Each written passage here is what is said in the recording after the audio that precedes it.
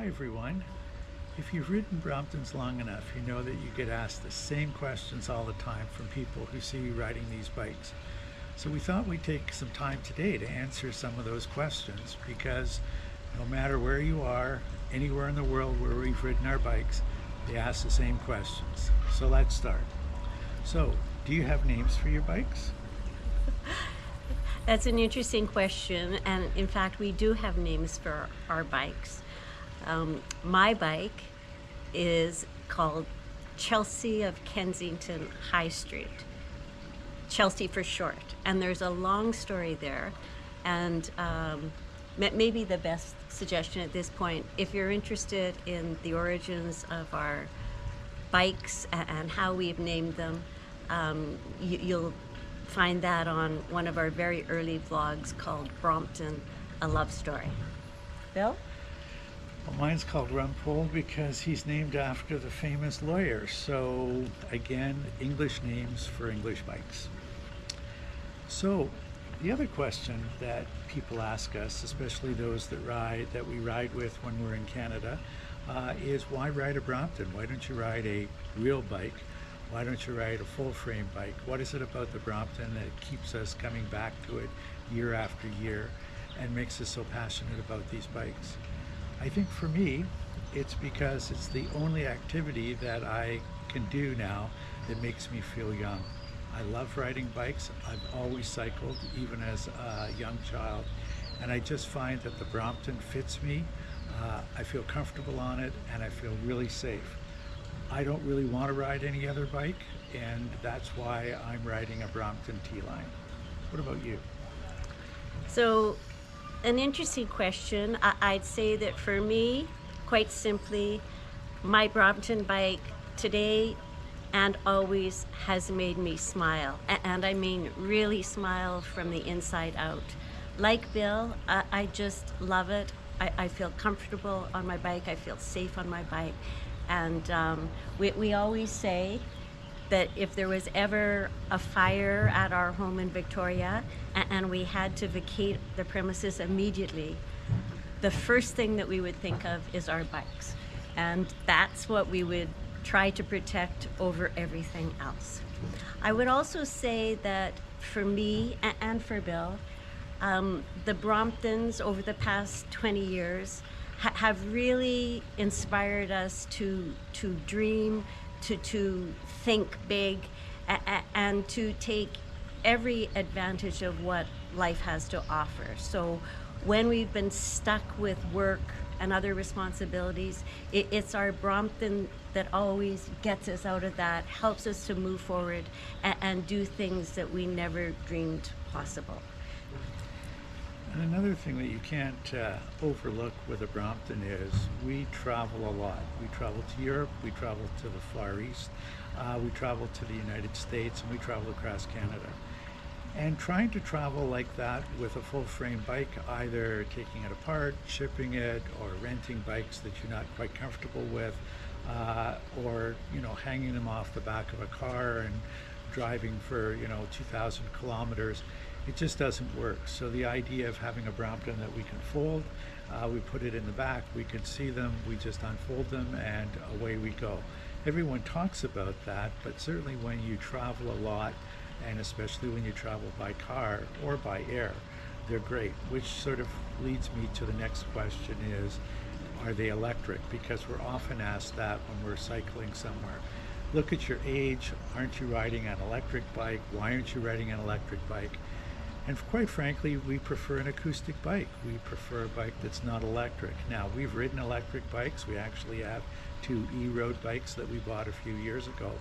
But increasingly, they sit in our garage and gather dust because we're just so comfortable on our Brompton bikes. And the other question that we're asked is, so you're on a Brompton bike and it's not electric, how far can you really go? Well, we're not as young as we used to be, but, we cycle between, 45 and 50 kilometers a day. We tend to do that 2 or 3 times a week, depending on the weather, because we are a bit of fair weather cyclists. And so we just find that it's never been an impediment for us to cycle as far as we want and to be as comfortable as we want. I want to go back to the question. Certainly, one of the very common questions is why we're not on e-bikes, and I'm sure that has something to do with white hair. Um, we have had the opportunity to try the full series of Brompton bikes that are now available as e-bikes, and we've really enjoyed the opportunity to get out on those bikes to test drive them. Most recently, we had the opportunity to test drive the new gravel bike. The other question that we're asked by, especially people who ride Bromptons, is we see that now we're riding a T-line bike rather than the original C-line bike that we bought 20 years ago. And I guess the question is, why upgrade to a T-line? They're expensive, and ours are the 4-speed, and we were some of the first people to ride them in North America when they were first released a few years ago. We found that they're really a game changer. Yes, they look the same, but between the weight saving, the change in handlebars, the compliance of the frame, the carbon wheels just make a huge difference for us. We find that it being lighter, we can go farther. It certainly is easier to climb hills. We just find that they're smoother and more comfortable. So while the bikes may look the same, they certainly aren't the same from our experience. So I'll never forget one of our first experiences with our new T-lines was getting them off a baggage carousel at an airport. And I was absolutely amazed that for the first time I could actually raise and lower this bike with one hand, and I'd not been able to do that before, and that to me was demonstrating the lightness of the bike, and for us and for me in particular, that makes working with a bike, traveling with a bike, that much easier. So we love it. it's the other question that we're asked by friends of ours in Canada is, so you ride in Southern California, and it's hot in Southern California. Is there anything different about riding in Southern California, both on a bike or on a Brompton? And I would say that, well, it's warmer, certainly. I don't think there's a lot of difference. I think you have to really watch your chain that it doesn't dry out. I think that you have to be careful of road hazards, and specifically here, we're really talking about thorns, because down here there's a great number of thorns on the road, depending on the time of year, and they're sharp. And so, we really have to concentrate on, trying to avoid the thorns or anything else. So we run Urban Continental tires on our bikes.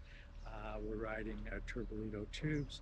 And yes, we have had punctures, but very few punctures. And so we just find it works well. And we have also learned how to address those tire punctures wherever we are, regardless of the circumstances. So initially that was a little bit challenging, but we've got it down to 12 or 13 minutes on the trail.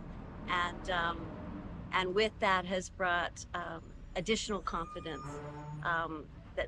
that we're never going to be stranded, and should something happen, we're able to deal with it. And many electric pumps are terrific. I think it's important just to help viewers understand that Bromptons here in Southern California are extremely rare. People haven't seen them, they haven't heard about them, and that's why I think they precipitate so many questions. And we love those questions. We've often talked about getting special cycling shirts printed that say something like, Ask me about my bike. Ask me about our bikes. We love to talk about them. We see people staring at us, trying to figure out what these bikes are all about. Many people comment. They say, cool bikes, great bikes, where did you get your bikes, all that kind of stuff. But if there's an opportunity for us to stop and to engage with people around these questions, we always do it. So how many Bromptons have we seen in San Diego, La Jolla? Three Bromptons in San Diego, November, December. And since we've been in Palm Springs, we've seen 2 Bromptons over 3 months. Our big um, participation in the Tour de Palm Springs. How many bikes registered in the Tour de Palm Springs? 5,000. 5, let's say 6,000. This year, as every other year going back 8 years, we are the only ones on Brompton. So, And I think, when we say- having said that, the rarity of Brompton bikes means that there aren't necessarily Brompton dealers right around the corner. And so one of the things that we've learned cycling in California and other places in the world is, you really need to bring some parts. So we always travel with a spare tire. Obviously, you want to travel with tubes and just a modicum of tools if you have to do something. But for the most part, given that the bikes are so well built, we really have not had a problem. It's usually those consumables like tires and tubes that we need to travel with. I think you're underestimating. One of our last trips back to England, we had a couple of visits to the Brompton Junction store there. And was that not all about asking them to help us address our list of parts? And these were parts that we were bringing back to Canada. And I know, just thinking about our garage at home, it's full to the rafters of parts that you think at some point we're going to need. Am I right? Well, that's true. That's true. So these are just a few of the questions that we've been asked, and if you have more questions, then please include them in the comments. And if we have fascinating questions, which I hope we do, we'll be able to do this again. So thanks a lot, and we'll see you in the next video. Bye.